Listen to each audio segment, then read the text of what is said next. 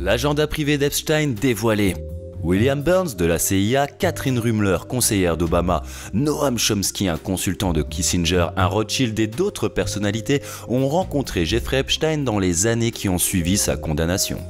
En 2014, l'actuel directeur de la CIA, William Burns, a eu 3 réunions avec Epstein lorsque Burns était secrétaire d'État adjoint d'Obama et après qu'Epstein ait été condamné pour exploitation sexuelle d'enfants, rapporte le Wall Street Journal. Burns et Epstein se sont rencontrés pour la première fois à Washington avant que Burns ne rende visite à Epstein dans sa maison de Manhattan, selon une série de documents qui ont fait l'objet d'une fuite et qui comprennent les horaires d'Epstein, lesquels ne figuraient pas dans le livre noir des contacts ni dans ses carnets de vol. Monsieur Burns, qui est devenu directeur de la CIA sous la direction de Monsieur Biden en 2021, a rencontré Monsieur Epstein alors qu'il s'apprêtait à quitter son poste au sein du gouvernement, selon la porte-parole de l'agence Tammy Cooperman Thorpe. Le directeur ne savait rien de lui, si ce n'était qu'il avait été présenté comme un expert dans le secteur des services financiers et qu'il offrait des conseils généraux sur la transition vers le secteur privé, a-t-elle déclaré, ajoutant qu'il n'avait aucune relation.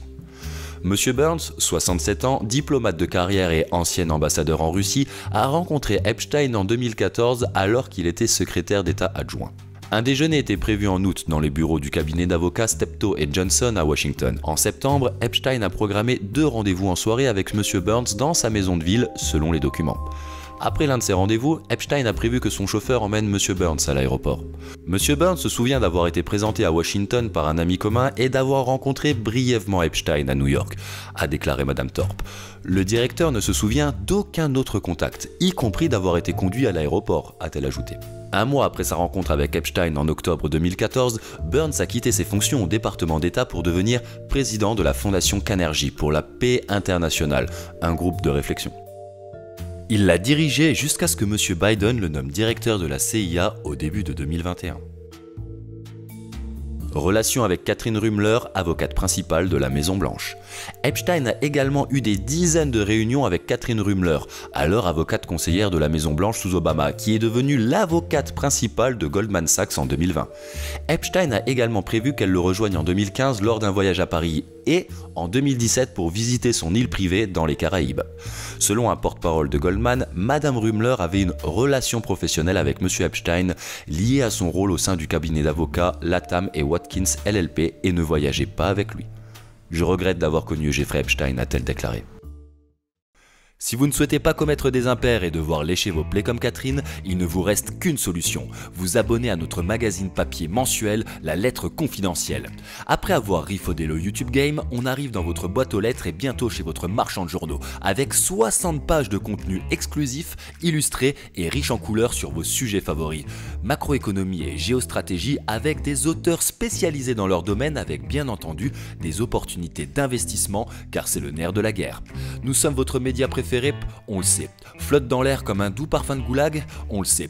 Il faudrait passer à l'action, c'est ce qu'on fait. Nos solutions pour sortir du système qui souhaite vous rendre heureux sont dans ce magazine, car n'oubliez pas, s'informer, c'est formel, mais se former, c'est fort mieux. Selon les documents, il a demandé à ce que des rouleaux de sushi à l'avocat soient disponibles lors de sa rencontre avec Madame Rummler. Il a visité des appartements qu'elle envisageait d'acheter. En octobre 2014, Epstein connaissait ses projets de voyage et a demandé à un assistant de se renseigner sur son vol. « Voyez s'il y a un siège en première classe », a-t-il écrit. « Si c'est le cas, surclassez-la ». Ils se sont rencontrés pour la première fois lorsque Epstein l'a appelée pour lui demander si elle serait intéressée pour la représentation de la fondation Bill et Melinda Gates, une relation qui n'a jamais abouti. Epstein et son équipe ont discuté de la question de savoir si Madame Rummler, aujourd'hui âgée de 52 ans, serait gênée par la présence de jeunes femmes qui travaillaient comme assistantes ou employées dans la maison, comme le montrent les documents. Des femmes ont envoyé des courriels à Epstein à 2 reprises pour demander si elle devait éviter la maison lorsque Madame Rummler s'y trouvait. Epstein a dit à l'une des femmes qu'il ne voulait pas qu'elle soit là et à une autre que ce n'était pas un problème selon les documents. Madame Rummler n'a rien vu qui aurait pu l'inquiéter dans la maison de ville et n'a exprimé aucune inquiétude, a déclaré le porte-parole de Goldman. La question centrale demeure. Jeffrey Epstein était-il une construction de la communauté du renseignement qui, en tant que prédateur parrainé par l'État, ne peut faire l'objet d'une enquête de la part des médias qui coopèrent avec le gouvernement Pour des raisons de sécurité nationale? J'ai affirmé qu'Epstein n'était manifestement pas un financier important bien avant son arrestation en Floride en 2006. Ses dirigeants le rencontrent des années après sa condamnation et son incarcération. Cette affaire semble tout simplement impossiblement fausse. Je suis désolé, cela semble faux, tout simplement faux. Ariane de Rothschild a rencontré Epstein plus d'une douzaine de fois.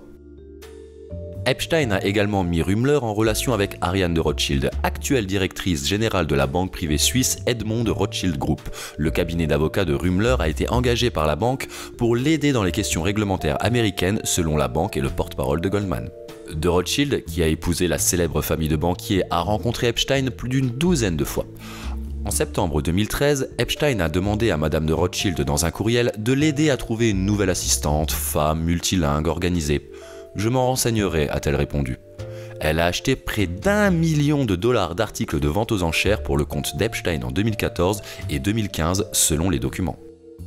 Madame de Rothschild a été nommée présidente de la banque en janvier 2015. En octobre, elle et Epstein ont négocié un contrat de 25 millions de dollars pour que la Southern Trust Co. d'Epstein fournisse l'analyse des risques et l'application et l'utilisation de certains algorithmes pour la banque, selon une proposition examinée par le journal. En 2019, après l'arrestation d'Epstein, la banque a déclaré que Madame de Rothschild n'avait jamais rencontré Epstein et qu'elle n'avait aucun lien commercial avec lui. La banque a admis auprès du journal qu'elle avait menti dans sa précédente déclaration et que Madame de Rothschild et Monsieur Epstein s'étaient rencontrés dans le cadre de ses fonctions normales à la banque. D'autres noms internationalement connus apparaissent. Parmi les autres éléments notables du nouveau rapport, on peut citer Léon Botstein, président du Bard College, Noam Chomsky, qui devait prendre l'avion avec Epstein pour dîner dans la maison de Manhattan du pédophile en 2015, l'anthropologue Helen Fisher, qui n'affirme n'avoir rien eu à voir avec Jeffrey Epstein, mais je m'en suis souvenu à cause de sa maison spectaculaire et de ses 6 jeunes femmes. Joshua Cooper Ramo, alors co-directeur de la société de conseil en entreprise de Henry Kissinger, Martin Novak, professeur à Harvard, l'ancien premier ministre israélien Ehud Barak. Voici plus d'informations sur Ehud Barak compte tenu des rumeurs selon lesquelles Epstein dirigeait une opération de filtrage du Mossad. Monsieur Rameau a également été invité à un petit déjeuner à la maison de ville en septembre 2013 avec l'ancien premier ministre israélien Ehud Barak, un autre invité régulier selon les documents. Monsieur Barak a également rencontré Epstein en 2015 avec Monsieur Chomsky, alors aujourd'hui âgé de 94 ans, professeur de linguistique et militant politique qui a critiqué le capitalisme et la politique étrangère des États-Unis. Monsieur Chomsky a déclaré qu'Epstein avait organisé la rencontre avec Monsieur Barak pour qu'ils discutent des politiques d'Israël concernant les questions palestiniennes et l'arène internationale. M. Barak a déclaré qu'il rencontrait souvent M. Epstein lors de voyages à New York et qu'il était présenté à des personnes telles que M. Rameau et M. Chomsky pour discuter de géopolitique ou d'autres sujets. Il a mené souvent d'autres personnes intéressantes, issues du monde de l'art ou de la culture, du droit, de la science, de la finance, de la diplomatie ou de la philanthropie, a déclaré M. Barak. Interrogé sur sa relation avec Epstein, Noam Chomsky a déclaré « La première réponse est que cela ne vous regarde pas, ni d'autres personnes. La deuxième est que je le connaissais et que nous nous sommes rencontrés occasionnellement. » Après qu'Epstein a fait don de 850 000 $ au MIT entre 2002 et 2017 et de 9 millions de dollars à Harvard entre 1998 et 2008, Chomsky a déclaré dans une interview en 2020 que des personnes pires qu'Epstein avaient fait des dons au MIT. Ils n'avaient pas révélé leur amitié à l'époque. Chomsky a déclaré qu'à l'époque de leur rencontre, ce que l'on savait sur Jeffrey Epstein, c'est qu'il avait été condamné pour un crime et qu'il avait purgé sa peine. Selon les lois et les normes américaines, cela permet de faire table rase du passé.